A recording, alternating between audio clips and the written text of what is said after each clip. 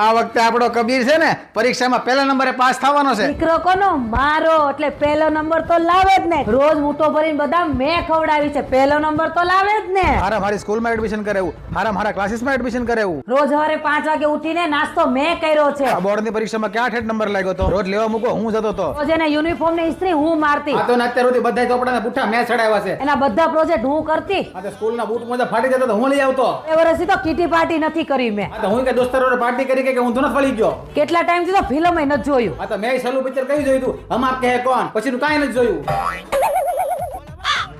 એક વિષયમાં ફેલ થઈ ગયો.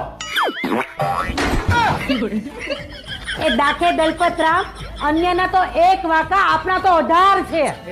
એટલે તમે બધામાં ફેલ છો. મારું રિઝલ્ટ છે. એ હા, ક્યાંથી ચડ્યું આ? એ જે હોય બાકી અમારો દીકરો પહેલો નંબર તો લાવશે ને. બેટા